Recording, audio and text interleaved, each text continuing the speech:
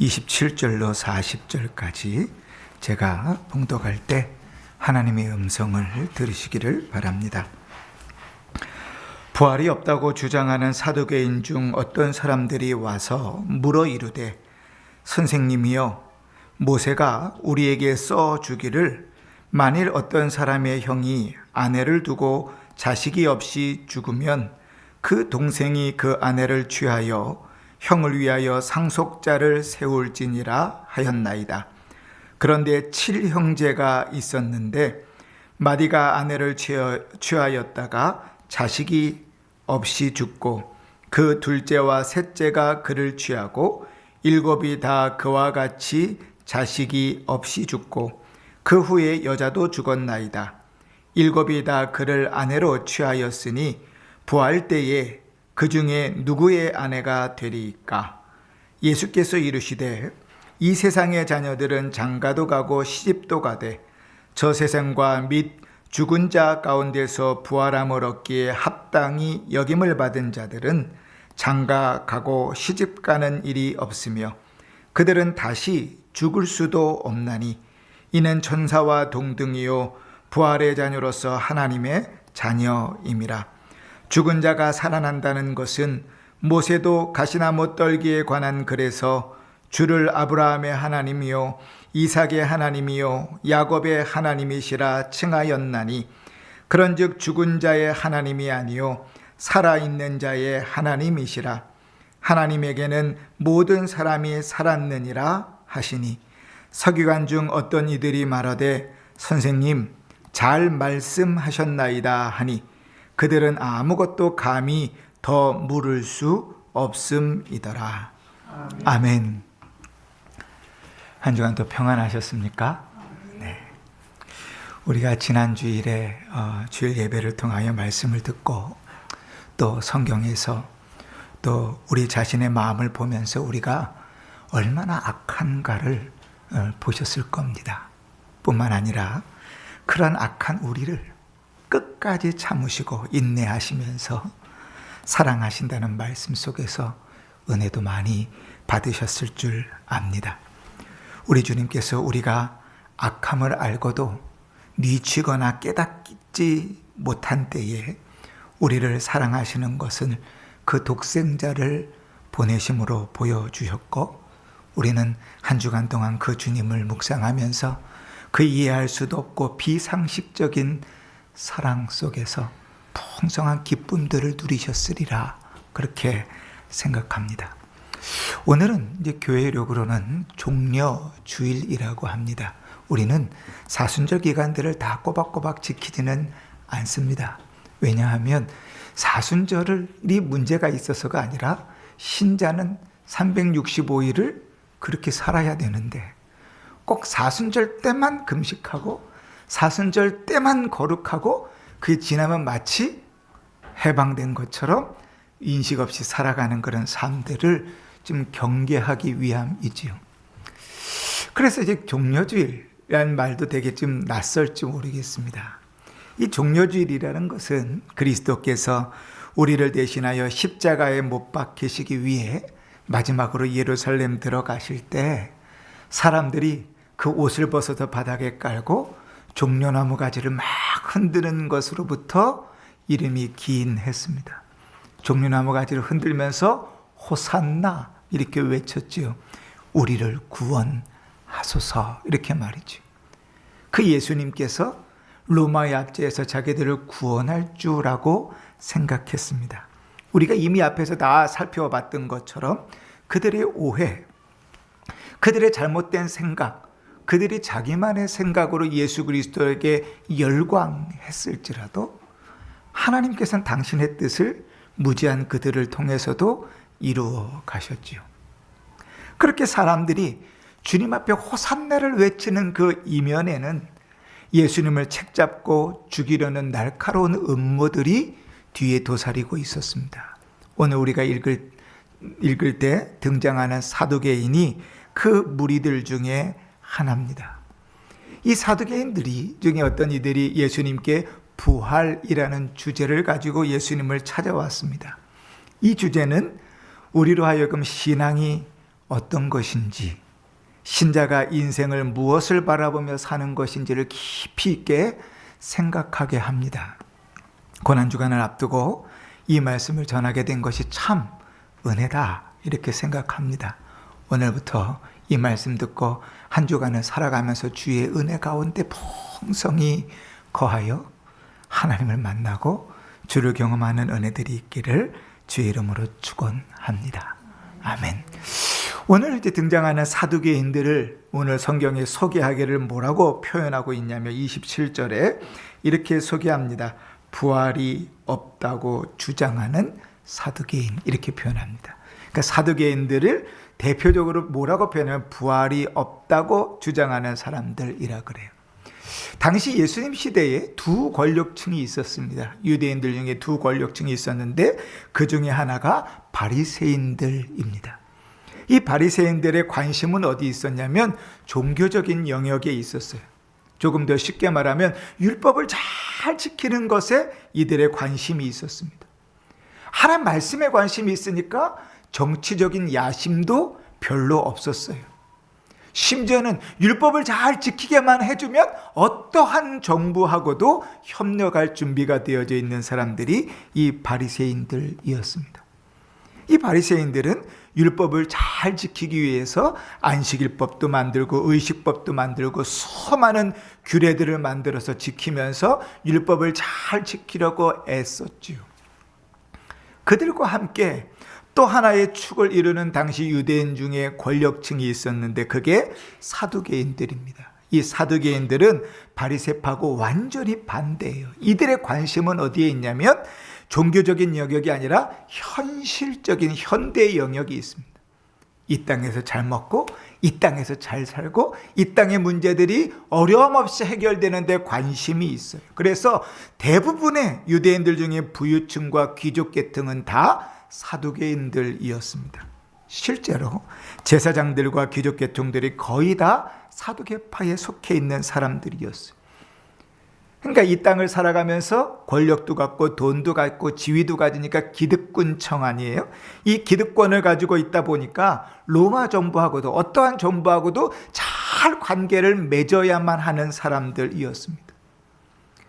하나님 말씀을 잘 지키는 것은 별로 중요하게 생각하지 않았지만 그럼에도 이들이 가장 목숨처럼 여기는 게 있다면 이게 모세오경이었습니다. 그래서 무언가를 얘기할 때 율법에 이렇게 들고 이야기하는 거예요. 오늘도 그러니까 모세가 우리에게 써주기를, 율법 얘기하는 거거든요. 율법은 뭡니까? 창세기, 출애굽기, 레위기, 민수기, 신명기 5권. 이 5권의 책이 가장 중요해요. 그러다 보니까 이 모세오경에 나오지 않는 부활이라든지 영이라든지 천사라든지 이런 거에는 별로 관심이 없습니다. 그러니까 사후세계에 대해서 대단히 회의적인 사람들이 이 사두개인들입니다. 근데 이 사두개인들이 이제 자기들이 예수를 굴복시킬 수 있다는 논리를 가지고 주님 앞에 나옵니다. 신명기 25장에 보면 계대결혼에 대해서 내용들이 나와요. 무슨 말인가 하면 형제가 같이 사는데 형이 결혼했습니다. 그런데 아들을 낳지 못하고 죽어서 대를 이을 수가 없어요. 그럼 어떻게 하라 그랬는가? 그 동생이 형수와 결혼해서 처음 낳는 자식으로 그 형의 대를 잇도록 그렇게 했습니다. 그런데 문제는 뭐냐면 그 율법의 말씀을 가지고 와서 이렇게 얘기를 하는 거예요. 29절 보니까 어떤 사람에게 7 형제가 있는데 첫째도 죽고 둘째도 죽고 셋째도 죽고 한 여자하고 형제 7이 다 결혼을 했어요. 그런데 자식을 못 낳고 죽었어요. 그리고 나중에는 이 아내도 죽었어요. 이 사두개인들이 묻는 겁니다. 그러면 부활할 때에 이 여자의 남편은 누굽니까? 여러분 누가 남편 될 것 같아요? 첫째가 남편일 것 같습니까? 둘째가 남편일 것 같습니까? 마지막에 남편일 것 같습니까? 그래도 제일 먼저 결혼한 사람이 천국에서 남편이지 않을까요?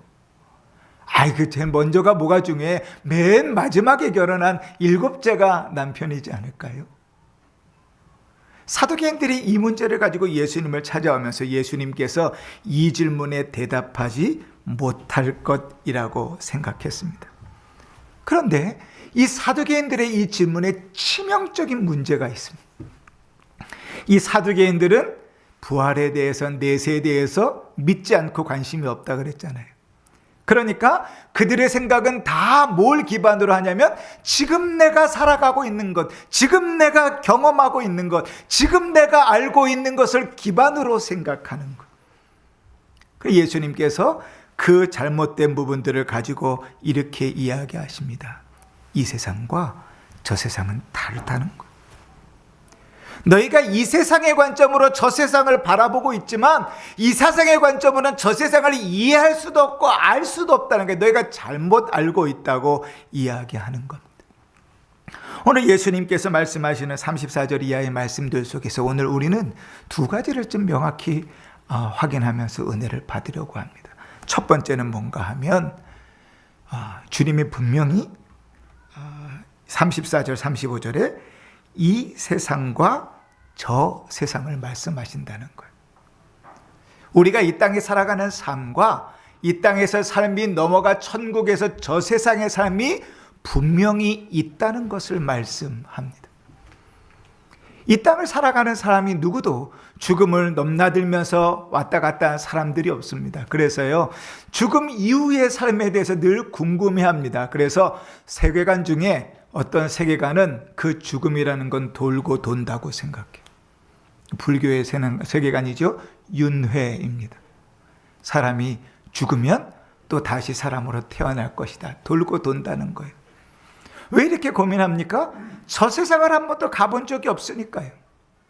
어떤 이들은요, 죽으면 끝이라고 생각합니다. 저 세상이라는 건 없고 이 땅의 삶이 다이기 때문에 이 땅에서 잘 먹고 잘 살고 잘 누리면서 살아야 돼요. 조금이라도 아끼는 것이 우리의 손해라고 생각합니다. 그런데 주님은 분명히 천국을 이야기하십니다. 주님은 이 세상의 사람이 있고 저 세상의 사람도 있다고 말씀하십니다. 여러분, 우리가 가끔씩 가다 보면 사후세계를 경험했다고 하는 임사체험을 한 사람들의 간증들을 듣습니다. 우리나라에도 그런 간증들을 하는 사람들이 여덟 있어요. 유명한 대표적인 사람들이 구요한 목사의 천국과 지옥의 간증도 있고, 또 총신대 교수를 지냈던 신성종 목사의 내가 본 천국과 지옥이라는 것도 있고, 박용문 장도의 천국과 지옥 간증이라는 것도 있습니다. 그들이 천국에 갔다 오고 지옥에 갔다 오면서 이야기한 내용들, 그걸 보통 임사체험 이렇게 얘기하죠. 그런데 우리는 성경을 통해서 그런 사람들을 대단히 경계해야 됩니다. 이상하네요. 아니, 왜 그들을 경계해야 될까요? 그런 경험이 있을 수 있다는 건 참 좋습니다. 근데 문제는 뭔가 하면 그런 경험에 혹하는 것이 성경의 계시성을 훼손합니다. 다시 말하면 성경이 말하는 것보다 뭐가 더 중요해요? 내가 경험하고 누가 경험했다는 것이 훨씬 더 중요해요. 성경 그건 옛날부터 계속 있었는데 이 사람이 갔다 왔대잖아, 이 사람이 봤대잖아, 이게 더 훨씬 더 중요하다고요. 그 얘기 무슨 얘기냐면 그 말씀, 하나님의 말씀이 그 증언에 무시된다는 거죠. 그러니까 임사체험은 대단히 위험합니다. 더더군다나 천국과 지옥에 대한 묘사가 잘 간증들을 몰아보면 성경의 가르침하고 다르게 되게 주관적으로 해석되는 부분들이 너무 많아요. 심지어는 복음을 왜곡해서 착하게 살아야 천국 간다는 등, 혹은 지옥에서 이런 고문은 당한다는 등 이런 식의 공포를 조장해서 행위를 강조하기도 합니다. 무엇보다도 성경 우리에게 보지 못하는, 네가 보는 거로 믿느냐? 보지 못하고 믿는 자가 복이 있다 했는데, 보지 못하고 믿는 믿음은 다 걷어버리고 내가 체험을 하고 내가 본 것, 그 자극적인 신앙의 신비를 내 신앙으로 추구하면서 살아가게 되지요. 그런 것들은 우리의 신앙을 건강하지 못하게 만듭니다. 그러니까 누군가가 그런 임사체험에 대한 얘기들을 하면 참고할 수 있지요. 그러나 거기에 혹하면 신앙을 버립니다. 그러면 여러분 한번 물어보십시다. 임사체험이 아니면 우리가 천국에 대해서 알 방법이 없나요? 누군가 갔다 왔다고 이야기하는 증언이 아니면 우리가 지옥에 대해서 알 길이 없습니까? 어떻게 생각하세요? 어때요? 전혀 알 방법이 없습니까? 아니요. 성경은 명확하게 천국과 지옥을 말합니다. 우리는 성경을 통해서 예수 그리스도의 부활을 이야기하고 우리는 성경을 통해서 예수의 부활에 대한 증언을 명확하게 듣습니다. 오늘도 주님께서 이 세상과 저 세상에 있음을 분명히 말씀하십니다. 문제는 뭐예요? 이 말씀은 너무 식상한 거예요. 하나님의 말씀은 너무 익숙한 거예요. 하나님의 말씀 별로 믿어지지 않는 거예요. 그런데 누가 갔다 왔다니까, 내가 아는 사람이 갔다 왔다니까 마음이 더 혹하는 거죠. 그건 신앙을 버리고 사단의 소굴로 들어가는 것과 같습니다. 우리의 신앙은 우리가 이해할 수 없어도, 우리가 받아들일 수 없어도 하나님의 말씀에 의지하여 형성되어져야 합니다. 그리고 성경은 분명히 이 땅의 삶과 저 세상의 삶이 있음을 분명히 말씀하고 있습니다. 그러면 저 땅의 삶에, 저 세상의 삶을 누리는 자는 누군가? 오늘 성경에 보니까 35절에 저 세상과 및 죽은 자 가운데서 부활함을 얻기에 합당히 여김을 받은 자들. 죽은 자 가운데서 부활함을 얻기에 합당히 여김을 받은 자가 저 세상에서 산다고 얘기합니다. 자, 여러분 물어보겠습니다. 여러분 이제 이 땅에서 삶이 오늘로서 딱 종료가 되고 이제 하나님께서 우리를 저 세상으로 보내실 때 여러분 부활하기에 합당한 사람이라고 생각하십니까? 내가 부활하기에 부끄러움 없이 살았다고 생각하십니까? 아니요, 우리 자격으로는 부활하기에 합당한 능력이 혹은 자격이 우리에게는 없습니다. 그러면 이 말은 뭘까요? 창세전에 하나님께서 택하시고 우리 구주 예수 그리스도에서 대속하심으로 구원하신 그가 부활에 합당한 자격을 얻어 천국에서의 삶들을 살게 된다는 것이죠. 내 능력으로가 아니라, 내가 이 땅에서 잘 살았기 때문이 아니라, 내가 기도를 열심히 하고 내가 열심히 교회에 다니고 내가 열심히 신앙생활을 해서가 아니라 나 같은 죄인을 우리 구주께서 대신 죽으심으로 구원하셨기에, 아니 내가 죄인인지도 모르는데 나 같은 자를 위하여 이미 대신 죽으심으로 나를 사랑하셨기에 내가 그 자격과 은혜를 입어 저 세상에 거하게 된다는 사실이죠. 그러니 여러분, 우리의 믿음을 명확하게 하십시다. 이 땅의 삶이 다라고 생각하십니까? 그러면 이 땅에서 열심히 사십시오. 이렇게 주일날 이 날씨도 좋은 날에 벚꽃도 다 피는 이때에 이런 데 앉아가지고 예배드릴 이유가 없습니다. 이 땅의 삶이 마지막이면 지금 벚꽃놀이 하러 가셔야 돼요. 시간이 별로 없습니다. 조금이라도 건강할 때, 두 다리로 걸을 수 있을 때 나가서 벚꽃놀이도 하고 꽃의 그 아름다움들도 즐기시고 냄새도 맡고 아름다운 삶들을 사십시오. 이 땅의 삶이 마지막인데 이 고리타분한 곳에서, 이 답답한 곳에서 나 앉아서 예배드릴 이유가 없습니다. 그러나 여러분, 내가 죄인인지도 모를 때 성경은 나 같은 죄인을 위하여 대신 그리스도께서 죽으셨다고 말합니다. 그리고 우리에게 그 예수 그리스도의 죽으심 때문에 너의 삶은 이 땅이 끝이 아니라 저 세상의 삶도 있다고 증언합니다.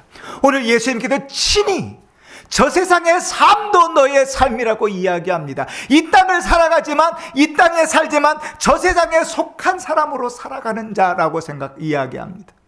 그 말씀을 믿기 때문에 사실은 이 좋은 날씨에 예배 자리에 앉아서 예배를 드리는 거예요. 그 믿음이 없이는 이 시간은 참 괴롭고 힘든 시간입니다. 그 믿음이 없이는 이 시간만큼 쓸모없는 시간이 없습니다. 그러나 그 믿음이 있기에 이 땅을 살지만 내가 저 세상에 속한 사람이라는 믿음이 있기에 이제 장차갈 저 세상에서 영원히 주를 예배할 그것을 지금 우리가 맛보며 사는 시간을 갖는 것입니다. 그러니 여러분, 구원받은 자는 저 세상의 삶을 살아가는 자는 이 땅이 전부라고 세상 생각하며 살아가는 자와 삶이 다릅니다. 조금 더 쉽게 표현하면 예수 믿는 자와 안 믿는 자는 삶이 다릅니다. 왜요? 이 땅의 삶이 전부면 이 땅의 삶에 최선을 다해서 살아야 돼요. 힘써 돈을 버십시오. 힘써 놀러 다니십시오. 힘써 즐기십시오. 이 땅의 삶의 삶이면 조금 더 나이가 들기 전에요 하셔야 됩니다. 옛날 어른들 노래는 구전가요 중에 이런 게 있어요. 노새 노새 젊어서 노새 늙어서는 못 노나니. 그잖아요. 지금 여기 앉아 있을 것이 아닙니다. 빨리 가서 놓으십시오. 조금이라도 더 늙기 전에, 조금이라도 더 힘들기 전에 나가서 쉬시고 놓으십시오. 이 땅의 삶이 다면 여러분 여기 계시면 안 됩니다. 그러나 이 땅을 분명히 우리가 똑같이 살지만 저 세상의 삶을 살아가는 자라면, 이 땅에 살지만 여전히 천국을 소유하고 그 땅의 삶들을 누리며 살아가는 자라면 이 땅을 살아가는 삶이 달라집니다. 생각이 달라지는 거예요. 여러분, 이 사두개인들은요, 이 땅의 삶이 다라고 생각했어요. 그러니까 이 땅의 삶으로 천국을 생각할 수밖에 없고, 이 땅의 삶으로 부활을 생각할 수밖에 없고, 이 땅의 삶으로 영혼의 문제를 생각할 수밖에 없어요. 그들은요, 자기의 이성이라는 감옥에 딱 갇혀 있는 거예요. 내 생각대로 성경을 해석하고, 내 생각대로 하나님을 바라보고, 내 생각대로 구원을 바라보고, 내 생각대로 천국을 바라봅니다. 우리는 사실 그러한 잘못된 간증들을 너무 많이 들었습니다. 어떤 사람이 천국에 갔더니 길이 황금길이 쫙 깔려있대요. 제 중학교 때 들었던 간증이에요. 교회에서 천국에 황금길이 쫙 깔려있는데 거기 집들이 막 크고 작은 집들이 있는데 여러 보석으로 지어진 집들이 있대요. 근데 천사가 나를 데리고 인도하는데 이 작은 집이 너의 집이라 그러더래요. 여러분, 성경이 그렇게 우리에게 가르칩니까? 다시 물어보겠습니다. 여러분, 천국이 이 땅과 같이 황금과 보석으로 아름답게 치장되려고 그것이 가치 있는 곳이라면 여러분, 그 천국 가고 싶습니까?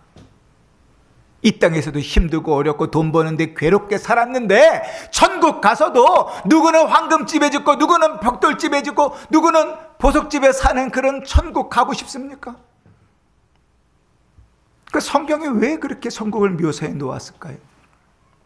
우리가 이 땅을 살아가면서 우리 같은 인생에게 천국을 설명할 길이 없는데 너무 좋고 아름답고 환상적인 것을 설명하기 위하여 너희가 이 땅에서 생각할 수 있는 가장 최고의 것보다 더 좋은 것이 천국임을 보여주기 위한 비유죠. 여러분, 성경은 지옥을 뭐라고 표현합니까? 영원히 꺼지지 않는 불이 타는 곳이라고 이야기합니다. 막 온몸이 타들어가고 썩어 들어가는데 그 지옥에서 몸이 타지 않는다는 거예요. 그것도 이해할 수 없지만 온몸에 구더기가 기어다닌대요. 왜 지옥을 그렇게 표현해납니까? 우리가 이 땅에서 살아가면서 가장 극악하다고 생각하는 극심한 그것보다 더 심한 것이 지옥임을 보여주는 거예요. 근데 간증한 모든 사람들의 간증을 들어보면 그들의 간증은 하나같이 똑같습니다. 거기서 더 심해지면 심해졌지 성경이 무엇을 우리에게 증언하는지를 보이지 않지요. 여러분, 우리가 이 땅을 살아가면서요, 천국을 소유하면서 살아가는 자라면 그 삶이 다릅니다. 우리는 흔히 이런 이야기를 듣습니다. 아, 저 사람은 예수 믿는 사람이라 좀 다르네. 제가 어렸을 때만 해도 사람들이 저 교회 다닙니다. 그러면 기본적으로 세 가지 생각했습니다. 첫 번째, 술 안 하겠구나. 두 번째, 담배 안 피겠구나. 세 번째, 착하겠구나. 요즘은요, 저 교회 다닙니다. 그러면 뭐라고 생각해요? 그건 여러분들에게 맡기겠습니다. 그죠? 여러분, 그런데요, 우리의 삶 속에 예수를 믿는다면, 천국의 삶들을 살아간다면, 저 세상의 삶들을 살아간다면 그는 이 땅에 소망을 두고 살아가는 자와 다릅니다. 이 땅에 소망을 두고 살아가는 자는 열심히 이 땅에 최선을 다해 살아야죠. 돈도 열심히 벌어야 돼요. 몸을 아끼지 말고 돈 벌어야 됩니다. 놀러 다니는 것도 열심히 다녀야 됩니다. 조금 더 늙기 전에, 조금 더 힘 빠지기 전에 놀러 다니셔야 돼요. 여러분, 즐거움과 쾌락을 위하여 사셔야 됩니다. 인생의 목적인 나의 즐거움과 쾌락이어야 됩니다. 그러나 저 세상에 천국을 소망하면서 사는 자는 그 삶이 다릅니다. 왜요? 이 땅의 삶은 잠깐 거쳐 지나갈 뿐이잖아요. 영혼에 비하면 우리에게 주는 이 땅의 삶은 고작 100년이라 할지라도 그것은 짧은 시간이잖아요. 영원을 사는 자에게 이 땅의 삶은 고작 별것 아닙니다. 여러분, 여행을 가셨다고 칩시다. 한 2주간 저 해외 선교지로 여행을 가셨다고 칩시다. 저 베트남의 선교지를 돌아다니다 보니까요, 거기에 막 걸음 막 포장도 안 돼 있어도 진흙도 막 묻고요, 먹는 음식도 막 흙이 다 들어가 있고요, 막 이런 데를 막 돌아다닌다고 칩시다. 그러면 그런 일들을 살아가면서 2주 동안 너무 괴로워서 생명을 끊고 싶다거나 인생에 비관하는 사람이 있습니까? 없어요. 왜요? 2주 동안 여행 왔거든. 돌아가면, 집으로 돌아가면 이 삶하고 관계없는 삶을 살아요. 훨씬 더 편하고 훨씬 더 안락하고 훨씬 더 깨끗하고 훨씬 더 좋은 삶을 살아요. 우리의 삶이 그래요. 영원을 사는 자는 이 땅을 살아가면서 우리에게 주어지는 고난과 어려움과 괴로움과 걱정과 근심들로 인하여 우리의 삶이 무너지지 않습니다. 왜요? 영원을 사는 자니까. 저 세상의 삶을 살아가는 자이니까 뭐. 예수님께서는 우리를 천사와 동등한 자라고 이야기하시고 하나님의 자녀라고 이야기하십니다.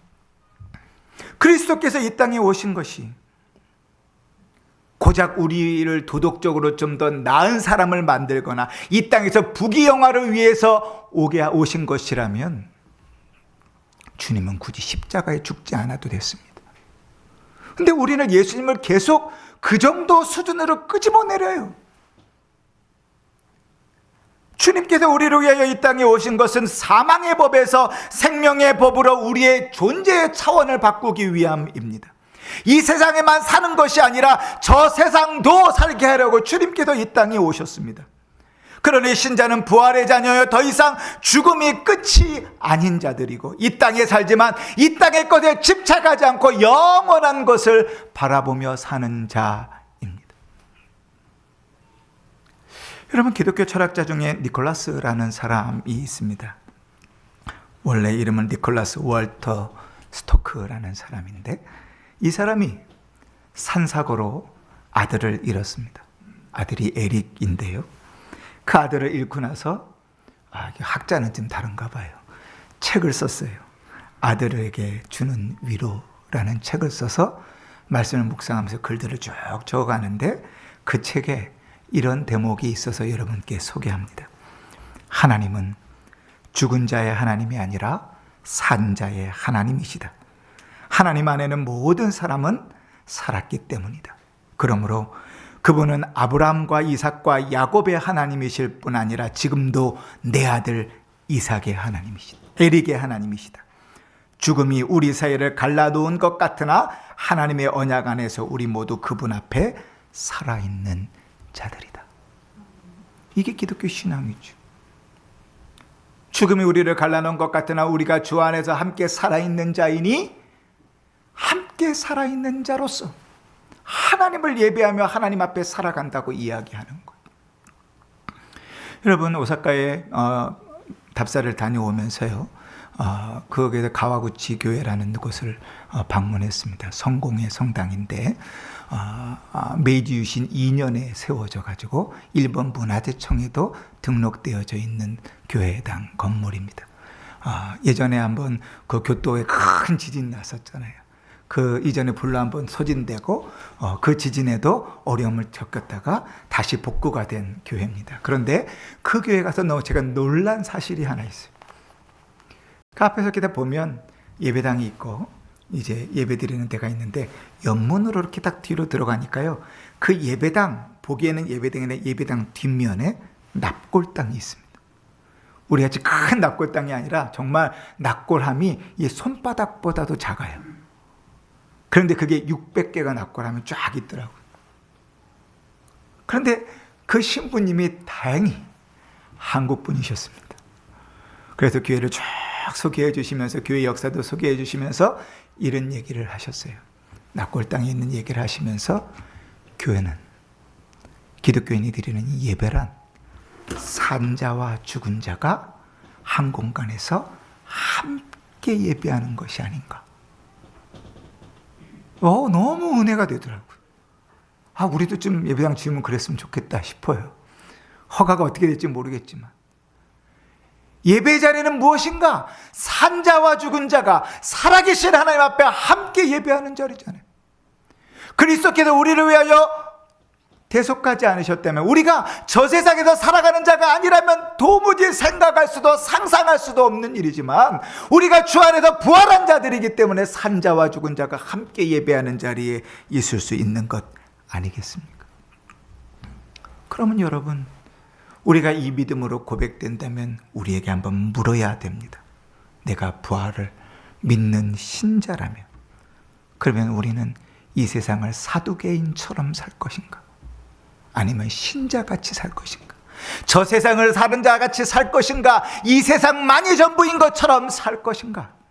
눈앞의 문제들을 바라보면서 결혼이든 재산이든 갈등의 그 문제들이 비극으로만 느끼며 살 것인가? 아니면 그 산들을 넘어 그 인생의 끝, 미로의 끝에 계시는 하나님을 바라보며 살아갈 것인가?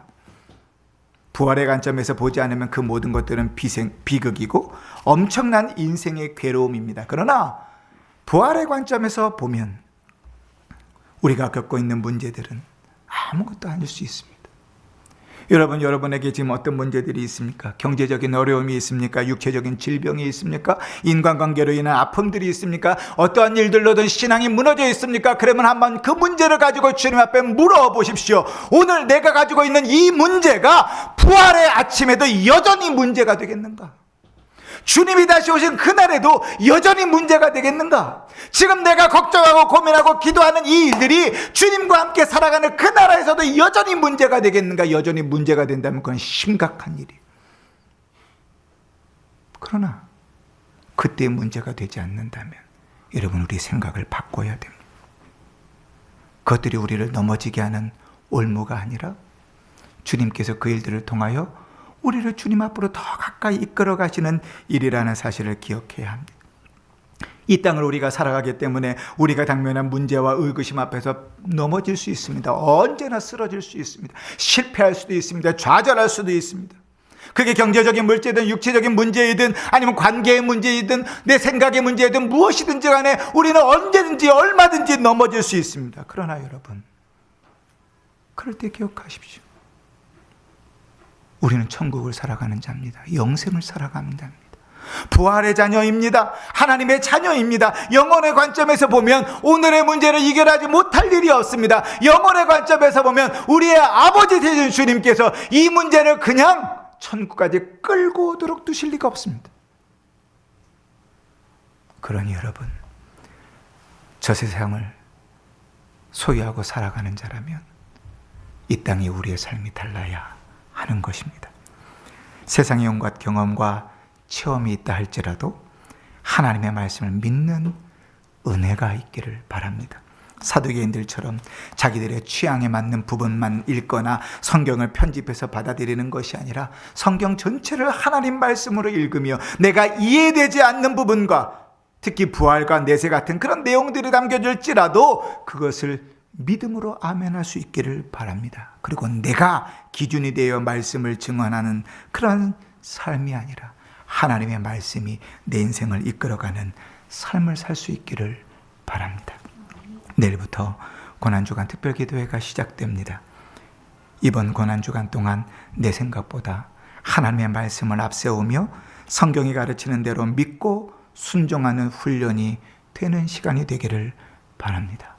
이 세상을 살지만 저 세상에도 있음을 확신하면서 영원한 세상의 안식을 가지고 오늘을 살아가는 복된 성도가 되시기를 주의 이름으로 축원합니다.